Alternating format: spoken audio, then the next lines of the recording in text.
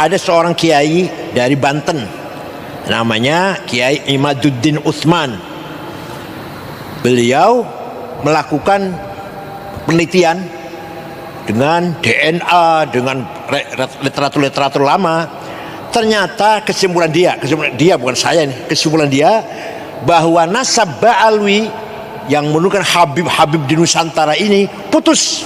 Kiai Imad kelebihannya punya data, punya teori, punya metode lah. Nah, yang marah-marah ini belum bisa membuktikan kesalahannya Kiai Imad dengan ilmiah. Utsman Yahya itu menjadi muftinya Belanda. Habib Utsman pengkhianat atau pejuang? Pengkhianat. Pengkhianat atau pejuang? Pengkhianat bangsa. Pengkhianat atau pejuang? Itu pengkhianat besar. Yang mengharamkan kita melawan Belanda justru itu Habib, yang jelas itu tertulis dalam sejarah. Nggak ada fatwa Habib Utsman yang mengharamkan jihad, nggak ada, ya ikhwan. Jadi jangan terlalu naif, ditambah-tambahin, didramatisir, seolah-olah Habib Utsman nih dekat sama Belanda, dibayar Belanda, antek Belanda, fitnah. Bahkan Habib Utsman selama jadi mufti nggak mau terima gaji dari Belanda. Itu aja udah menunjukkan sikap, saudara, ihtiyat, wara'. Nggak mau makan duit dari Belanda. Lalu kenapa jabatan muftinya diterima? Lihifdil ummah, liriayatil ummah, untuk menjaga maslahat umat Islam. Ba'alawi kalau bagi saya bukan turunan Nabi, karena dari filologi jelas ya. Kemudian dari historik jelas, juga DNA yang terakhir itu. Jadi saya tidak percaya. Di tubuh Anda mengalir darah Rasulullah. Ya, di dalam tubuh saya mengalir darah Rasulullah. Kenapa? Iri. Bahwasanya Ba'alawi nasabnya terputus, walaupun sedunia ngakuin, gue kagak bakal ngakuin. Lagian siapa yang minta pengakuan lu? Segala sesuatu yang jelas kalau diperdebatkan menjadi nggak jelas. Tidak ada manusia menjadi sesat setelah dia tadi itu tahu kebenaran, kecuali karena banyak debat. Nanti sholat diperdebatkan. Kesesatan itu terjadi setelah jelas karena banyak debat. Habib itu meskipun mabuk, berzina, itu jangan dimarahi, karena kalau Habib itu pasti masuk surga. Aduh, dari mana? Dan ini tidak ada yang menjawab bahwa ini tidak benar gitu. Tidak ada Habib yang menjawab gitu, bahwa ini loh yang dikatakan. Tidak ada tuh yang menjawab. Orang mengatakan Habib itu kalau berzina, Habib kalau minum minuman keras dia masih suci. Cari siapa? Habib siapa yang ngomong? Makanya kalau ngomong tuh kalau ada Habib mabuk, berbuat dosa, judi, itu masuk surga. Makanya saya tanya, siapa Habibnya? Di mana? Kapan dia ngomong? Kalau memang ada Habib yang ngomong begitu, saya yang bantai dia. Orang-orang yang memfitnah Ba'alwi, memfitnah habaib, jangan sembarangan kalian katakan kalau kami didoktrin sejelek itu oleh orang-orang tua kami. Dusta kalian. Kuliyo, kuldagiqah, kulladhah makan hujanna. Habib sorgo kabeh. Habib sorgo kabeh. Untuk jaminan masuk surga, selama nasabnya itu benar, maka insya Allah dia tidak akan meninggal kecuali husnul khatimah. Semaksiat apapun, sesesat apapun. Saya kemudian tersinggung dari itu ketika peran ulama-ulama Indonesia dan para pejuang Indonesia itu diremehkan. Ketika tanggal 17 Agustus, Soekarno membacakan teks proklamasi, mendeklarasi daripada kemerdekaan Indonesia, beliau di hari Jumat itu, ba'da Jumat beliau fatwakan. Sekarang saya fatwakan, setiap tanggal 17 Agustus wajib pasang bendera merah putih di rumah-rumah kalian. Siapa yang nyuruh? Itu fatwa Habib Ali bin Abdurrahman Al-Habsyi Kuitang.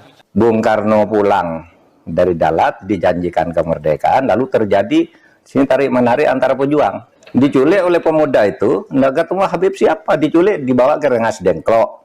Pokoknya merdeka sekarang, kata Bung Karno, ntar dulu. Bendera merah putih, siapa yang memberikan instruksi kepada Bung Karno untuk membuat bendera merah putih sebagai bendera Indonesia? Itu adalah fatwa Al-Habib Idrus bin Salim Al-Jufri Palu Al-Khairat. Laksamana Maeda itu yang minta Bung Karno, Bung, kalau Anda mau rapat untuk merumuskan proklamasi besok pagi, di rumah saya aja. Bukan Habib, nggak ada Habib. Indonesia ini merdeka berkat perjuangan para habaib, berkat perjuangan para habaib. Tapi kemerdekaan bangsa ini adalah hasil perjuangan habaib, hasil perjuangan habaib.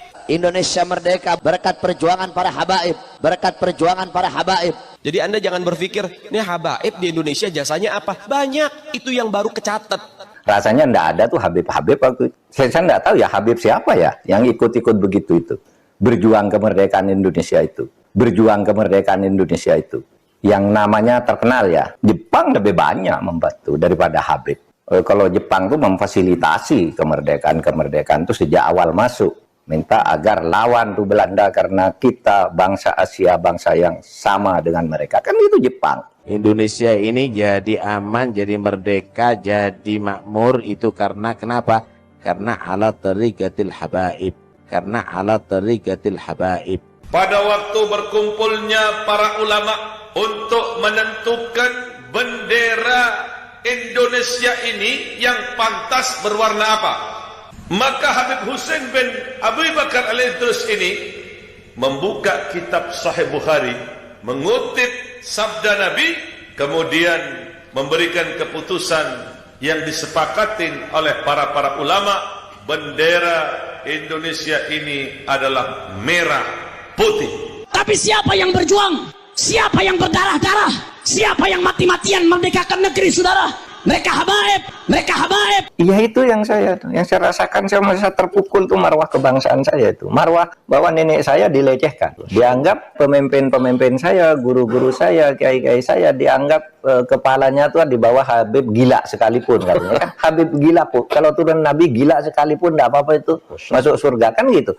Bahwa seorang Habib yang gila itu lebih utama daripada ulama amilin. Seorang Habib yang gila itu lebih utama daripada ulama amilin. Jangan membuat kasta-kasta di dalam keberagaman, yang satu lebih mulia, yang satu berhak masuk surga, yang satu masuk neraka, itu tidak boleh. Dalam keberagaman itu sama di depan Allah. Takwanya aja. Kenapa kaki Habib yang nakal? Kenapa kaki Habib yang narkoba, yang maksiat, yang nakal, yang kotor dibandingkan kepala kiai yang pakai sorban masih lebih mulia? Kenapa kaki Habib yang maksiat tersebut? Yang tidak percaya kepada habaib, ya kafir hukum. Yang tidak percaya kepada habaib, ya kafir hukum. Wah itu doktrin itu. Ya sudah terserah. Saya ngajak yang baik. Ente mau katakan doktrin atau apa? Oh nanti kamu akan menjadi budak-budak, jongos-jongos. Nah yang khurafat-khurafat itu menurut saya harus diakhiri. Karena menimbulkan fitnah kan. Fitnahnya apa? Misalnya itu mendirikan kuburan-kuburan itu karena si Habib itu yang mendirikan kuburan-kuburan itu sebelumnya pernah berfatwa bahwa Habib itu meskipun sudah mati mendatangkan uang. Habib Lutfi sudah meresmikan tambang duit baru. Makam ini bisa menghasilkan duit bagi kaum Ba'alawi. Sadarlah wahai kaum pribumi, kalian sedang dijajah ideologinya. Muhammad ya Rabbi salli alaihi wasallam. Lihatlah gaya si Lutfi. Beliau terkenal sebagai pemalsu makam keramat yang ada di seluruh Indonesia. Dengan bermodalkan penampilan dan cerita dongeng serta mengaku cucu Nabi, maka uang akan datang dengan sendirinya. Allahumma sholli ala Muhammad ya Rabbi sholli alaihi wasallam.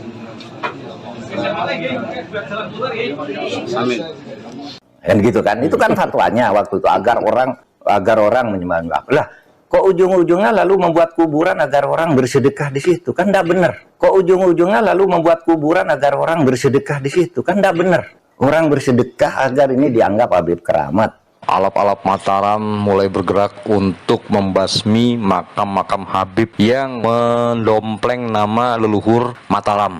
Kita putuskan, Bapak berdua ikhlas gak ini kita eksekusi? Namanya, misalnya kita tutup. Kalau yang Habib Umar. Habib Umar, ya kalau yang Habib Umar monggo. Ridho ya? Ridho kalau saya. Ridho ya? Saya anu Ridho. Oke. Pak. Siapapun yang mengacak-acak bumi Mataram, ini Mataram, ini Nusantara, jangan main-main sama leluhur. Bismillah ya Pak ya. Habib Umar bin siapa nggak ada. Kalau mereka mengatakan sejarah lalu tidak ada tindak pidananya, tetapi kalau sengaja memalsukan sejarah itu namanya berita bohong. Tidak boleh. Ada pasalnya? Ada pasalnya, banyak kalau itu pasalnya. Makam Ki Gede Ceper atau Syekh Jabar, putra daripada Kanjeng Sunan Bonang. Kami siap untuk membongkar yang makam keramat palsu. Maka itu doakan kami semoga kita semua diselamatkan oleh Allah Subhanahu wa taala dari apapun mara bahaya. Ini demi kepentingan umat, agar akidah kita ke depan terselamatkan. Allahu Akbar.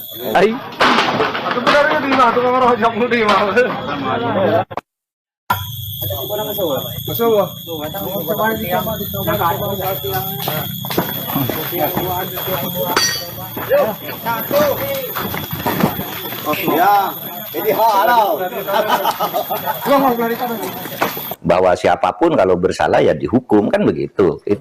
Itu dalilnya. Jadi lalu kalau Habib lalu tidak dihukum, Habib tidak dosa, itu kata siapa? Aduh, ada yang dipukul itu kaum muslimin ya.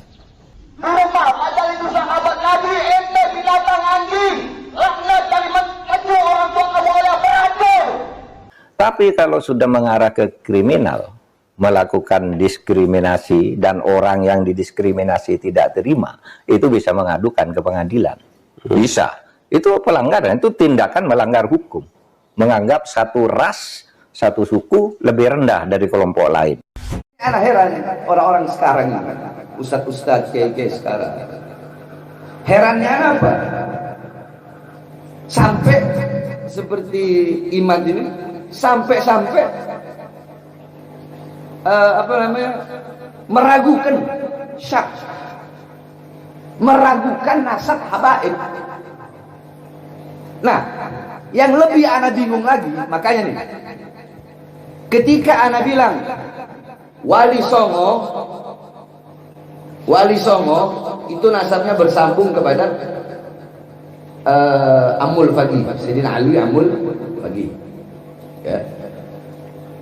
Ana bilang kan, Wali Songo itu Azamat Khan.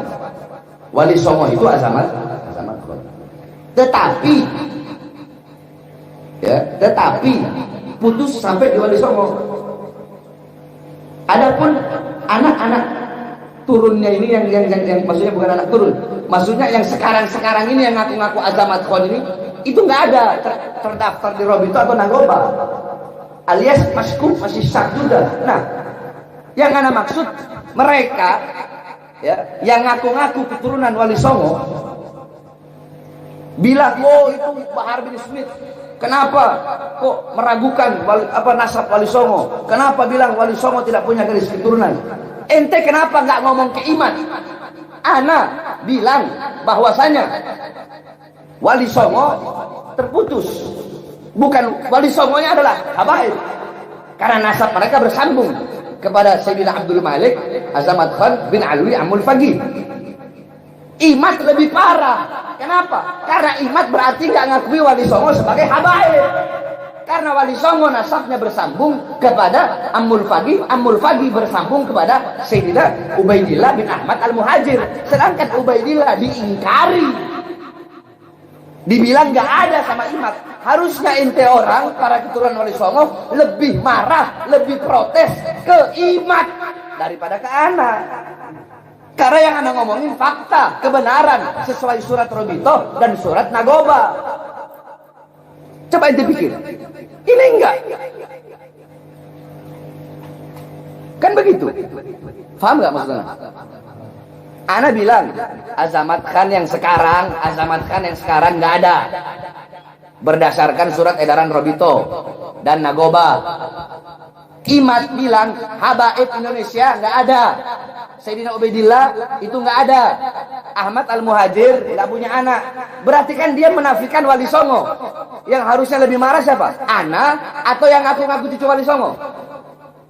Harusnya kalian yang ngaku cucu Wali Songo. Tapi kenapa pertanyaannya? Kenapa kok mereka nggak marah? Justru ke ana. Ngomong ini petentang ya Allah ya Rabbi. Berarti huwahumahum. Mungkin ada skenario di balik itu. Lah, ya harusnya kan lebih marahnya ke Imat dong. Karena Wali Songo berarti nggak dianggap. Berarti Wali Songo nggak dianggap sama Imat. Ayo, anak tantang. Mana yang ngaku-ngaku turun Wali Songo? Kenapa nggak seorang Imat? Kenapa nggak tanya ke Imat? Berarti Imad, oh terus mau dibilang Wali Songo dari Sayyidina Hasan. Nggak ada. Yang paling muktamad Wali Songo itu dari jalur dari jalur Amul Fagih, Sayyidina Husain, bukan dari Sayyidina Hasan. Kalau Sayyidina Hasan itu hanya dari hasil tes DNA. Katanya yang Anda dengar seperti itu. Orang Wali Songo dari Sayyidina Husain, dari Sayyidina Ubaidillah bin Ahmad yang dibilang sama Imad. Maka inilah yang terjadi di zaman sekarang. Tapi ya alangkah lebih baiknya hilangkan semua perdebatan. Di bulan Syawal ini hilangkan semuanya. Kamu dengan kamu punya pendapat silahkan. Kami dengan pendapat kami ya pendapat kami. Kamu dengan pendapat kamu silahkan kamu dengan pendapat kamu. Kan kita orang nggak pernah nyerang. Kita tidak pernah menyerang sebelum diserang. Kita tidak pernah melawan sebelum dilawan. Kita orang tidak pernah terbakar sebelum dibakar. Nah ada satu lagi nih yang Anda nggak terima pernyataan Fuad kemarin. Satu, Habib Taufik Assegaf dipanggil nama. Habib Taufik ini ketua Robito, orang tua kami. Habaib yang lurus, yang lembut, muridnya ribuan. Dipanggil nama sama dia. Siapa dia? Itu satu. Kedua, dia bilang Al-Imam Ibnu Hajar Al-Haytami ini sebenarnya ulama biasa-biasa aja lah. Hah? Ulama biasa-biasa aja. Ibnu Hajar Al-Haytami ulama biasa-biasa. Makanya orang makin hari kalau kata cara wong Jawa makin hari makin kering.